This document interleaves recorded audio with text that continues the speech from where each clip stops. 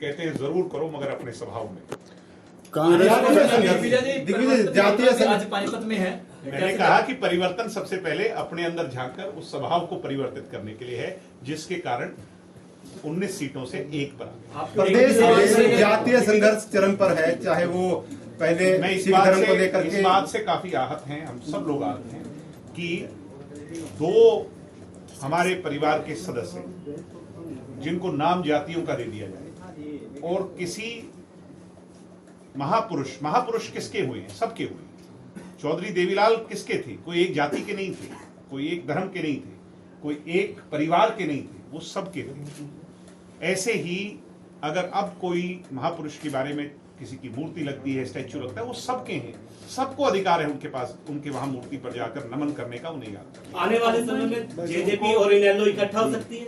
आप तो बड़े ही हाइपोथेटिकल सवाल करते हैं। सरकार इसे रोकने में नाकाम रही है। अभय सिंह कहते हैं कि जेजेपी बेशर्म पार्टी है, वो भाजपा उसे अलग करना चाहती है, लेकिन वो खुद आपको सवाल का जवाब मिल गया। हाँ जी, कांग्रेस का विपक्ष आपके समक्ष, हाँ जी, कांग्रेस का विपक्ष आपके समक्ष और सीटी पे प्रदर्शन क्या कहते हैं? कांग्रेस डिवाइडेड है, हम यूनाइटेड हैं। डिवाइडेड के सामने यूनाइटेड की कोई लड़ाई नहीं हो सकती। यूनाइटेड जो है वो ताकतवर होते हैं, हम यूनाइटेड तरीके से लड़ाई लड़ रहे हैं। कांग्रेस के अंदर धड़ेबंदी है और धड़ेबंदी कांग्रेस को ले बैठी है। जितने ज्यादा गुट उतना फायदा हमें ज्यादा है। दिग्विजय जी, अभय सिंह चौटाला आप पर सवाल खड़े कर रहे हैं कि सबसे ज्यादा पार्टी को अलग करने में आप आगे रहे हो सबसे ज्यादा। हैं जी, अभय सिंह चौटाला आप पर सवाल खड़े कर रहे हैं। सबसे बड़े सत्यानाशी दिग्विजय, वो ये उनकी शब्दावली है, ये उनकी शब्दावली है और ये उनकी जो उनकी पहचान है उसको दर्शाता है। मणिपुर हिंसा पर कुछ कहना चाहेंगे? मणिपुर हिंसा जो है ना, जो पीड़ादायक है और मणिपुर में जस्टिस होना चाहिए, मणिपुर के लोगों के साथ न्याय होना चाहिए और उसमें कतई विलंब नहीं होना चाहिए, देरी नहीं। विपक्ष का इंडिया गठबंधन बना है, उसके बारे में कुछ कहना चाहेंगे? ऐसा है कि गठबंधन बनते रहे हैं, टूटते रहे हैं। आज लड़ाई इंडिविजुअल चेहरे की है। मोदी जी के सामने वैकल्पिक तौर पर मुझे तो कोई नजर आता नहीं और मैंने जैसे कहा कि वो सब अपने लालच में एकत्रित हुए और लालच में एकत्रित हुए वे लोग कभी कामयाब नहीं होते। सर, कल 400 की मांग कर रहे हैं, पूरे हरियाणा में काम बंद है। भाई सबकी मांग पूरी होनी चाहिए, जो जितनी कैपेसिटी में हो सके। मांग तो अब कोई कितनी भी कर ले, मगर रियलिटी को, सरकार के फंड्स को, सब चीजों को देखना है। तो सरकार की भी लिमिटेशन है, मगर सरकार क्लर्कों के साथ है। मुझे उम्मीद है इसको बहुत जल्द सुलझा। सर, धमकियों का सिलसिला क्लर्कों की ओर से भी शुरू है। सरकार ने कहा कि 31 तारीख तक अगर नहीं काम नहीं तो वेतन उधर से वो क्लर्क जो है वो हमारे परिवार के सदस्य हैं, हरियाणा के ही लोग हैं। एमिकेबली प्यार से उन सब लोगों को जो है ना कॉन्फिडेंस में लेके सुलझा लेना चाहिए, इसको भी प्रोलॉन्ग नहीं करना। प्राथमिकता नौजवान बेरोजगार को रोजगार देने की होनी चाहिए, अन्यथा ये खाई गहरी हो जाएगी। मगर इस बात के लिए जैसा मैंने कहा कि हम प्रतिबद्ध हैं और सरकार काम कर भी रही है, चाहे कौशल रोजगार निगम के माध्यम से हो, चाहे और माध्यम से हो।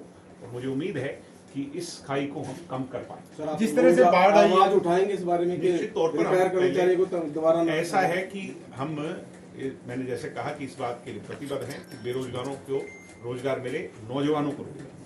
बाढ़ से जो नुकसान हुआ है दिग्विजय जी, जो बाढ़ से नुकसान हुआ है उसकी भरपाई के लिए, मुआवजा के लिए क्या प्रक्रिया? निश्चित तौर पर आपको ये जानकर के खुशी होगी कि पहली बार है हरियाणा बनने के बाद, बाढ़ तो अनेकों बार आई है, 95 में भी आई है, उससे पहले भी आई है, मगर कभी भी बाढ़ घोषित सरकार नहीं करवा पाई। जैसे आप देखते हैं कि असम में, बिहार में हर वर्ष बाढ़ आती है और वो बाढ़ घोषित होती है, जिसके कारण वहां के लोगों को रिलीफ मिलता है, सरकार फंड उसके लिए प्रोवाइड करती है।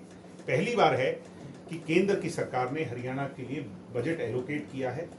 इस बाढ़ से प्रभावित लोगों को सरकार पूरा मुआवजा देगी, किसी का कोई नुकसान नहीं। दिग्विजय जी, सरकार को 3.5 साल से ज्यादा का लगभग समय हो चुका है। ऐसे में 2 लाख से अधिक पद हरियाणा में खाली पड़े हैं। टोटली यदि बात करें 4,45,000 सेंसन पोस्ट हरियाणा के अंदर है। अभी तक इसके लिए जो कदम उठाए गए हैं वो कोई खास प्रभावी कदम जो इस दिशा में आगे बढ़ते नहीं। पीछे कोरोना काल रहा, लंबे समय तक किसान का आंदोलन चलता रहा, मगर उसके पश्चात सरकार निरंतर प्रयास कर रही है और मुझे उम्मीद है कि अगले 1.5 वर्ष के अंदर ज्यादा रिक्त पद जो खाली हैं उनको भरने का काम हम करेंगे। अहमदाबाद की सीट की बात करें, वो सीट मान ली जाती है, लेकिन मीनू बेनीवाल आजकल वहाँ एक्टिव हैं, खर्चा कर रहे हैं दबा कर, किसानों को डीजल दे रहे हैं। पार्टी की ओर से दिया जा रहा है कि आपसे वो जुड़े हुए हैं या अपना पर्सनल खर्चा वो कर रहे हैं? नहीं, कोई अपनी कैपेसिटी में कर रहा होगा मेरी। गोपाल कांडा को मंत्री बनने की चर्चाएं चल रही हैं, आप कैसे देखते हैं? हाँ जी, गोपाल कांडा की मंत्री बनने की चर्चाएं चल रही हैं। ये तो ऐसा है ना कि मंत्री बनाना चीफ मिनिस्टर का अधिकार होता है, तो मुख्यमंत्री जी जिसको चाहे उसको मंत्री बना सकते हैं, इसमें क्या है? तो जेजेपी में काबिल नहीं है हैदराबाद लोग, में पहले रैली की थी, वो एक्टिव हैं। जेजेपी में काबिल नहीं है लोग, हाँ जी, जेजेपी में लोग बीजेपी काबिल- को जो 3 पद थे, तीनों पदों पर हमारे मंत्री हैं। जिस कैपेसिटी में हमारा गठबंधन हुआ था उस कैपेसिटी में हमारे तीनों मंत्री, दुष्यंत जी भी हैं, बबली जी भी हैं और अनूप धानाका। चौटाला दिग्विजय साहब जी, मीनू अभय जी पूछ रहे हैं कि दिग्विजय जी को मैंने कब धमकाया या किसी को कब मैंने धमकाया दिग्विजय जी से? ये तो आपने भी ऐसा सवाल पूछ लिया। जी प्रत्यक्ष को प्रमाण की आवश्यकता नहीं होती, वो तो जाने ही इस बात के लिए जाते हैं। चौटाला साहब मीनू वो अरे आप उससे आगे बढ़े नहीं, आप मैं आप भी क्या- एक्टिव हो रहे हैं वहाँ, चुनाव लड़ेंगे ऐसा- मीनू बेनीवाल? अरे मैं थोड़ी जानता हूँ किसी दूसरे का सवाल तो दूसरे से पूछेंगे। नहीं, वो एक्टिव आप ही की पार्टी के ओहो, आप एक के पीछे पड़ गए। बात पूरे प्रदेश की हो रही है, कोई एक आदमी की नहीं हो रही। किसको धमकाया वाली बात पे इतना कहूंगा कि किसको छोड़ा किसको, और उसी का परिणाम है कि स्वर्गीय चौधरी देवीलाल जी का लगाया पौधा आज 1% कुछ दशमलव वोट पर सीमित है।